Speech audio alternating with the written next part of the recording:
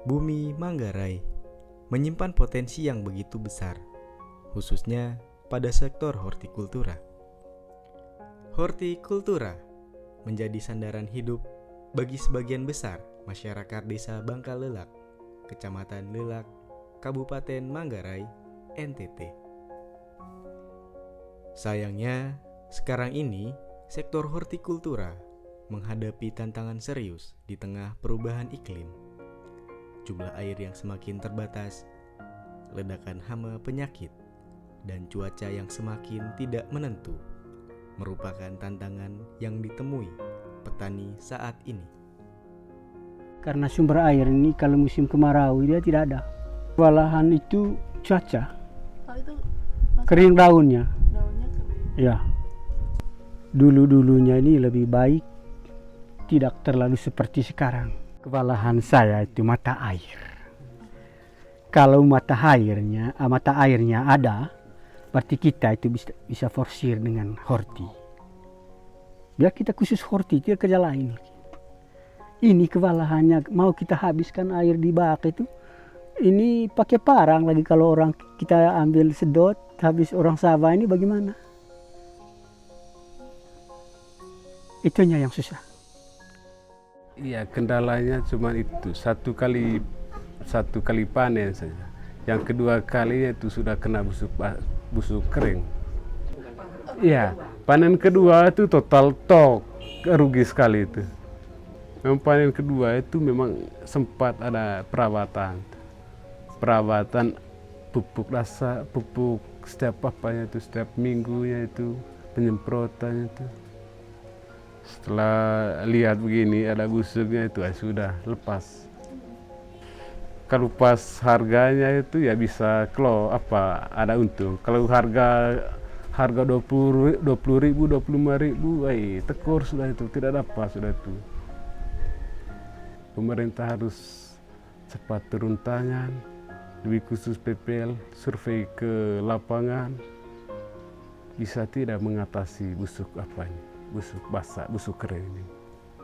Perubahan iklim meningkatkan beban ibu rumah tangga, sebab harus memutar otak, menyediakan pangan, dan mengelola keuangan di tengah menurunnya hasil panen. Kalau untuk mengelola uangnya memang kami agak setengah mati. Kadang-kadang kami itu harus mendapatkan bekerja di orang punya kebun supaya kami bisa dapat uang. Begitu. Kalau untuk uang kami memang setengah mati dapatnya.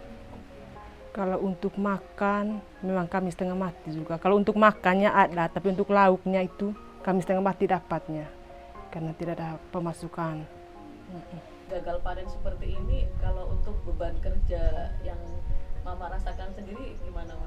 Kalau untuk beban kerjanya kan sulit untuk mendapatkan hasil dari ini sudah toh. Akhirnya semua cabut rumput ini sudah pakai tenaga sendiri semua, tidak pakai orang sudah. Kan tidak ada pemasukan sudah. Artinya beban kerjanya tambah banyak begitu. Itu sudah tambah banyak sudah. Tidak dapat lauk sudah.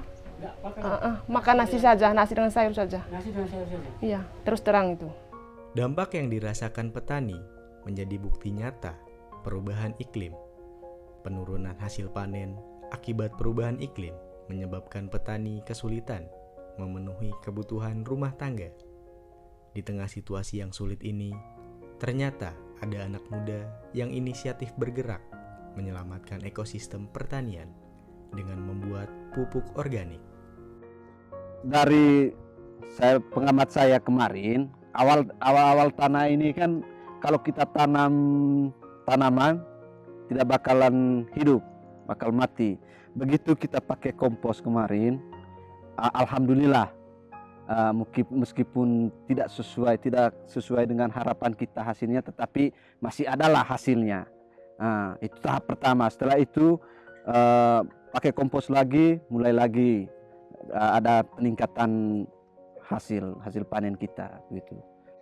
Mumpung ada ilmu, kita bagi-bagi untuk kawan-kawan yang mungkin ada beberapa orang yang belum tahu cara pembuatan kompos, maka ayo kita bergabung untuk pembuatan kompos begitu.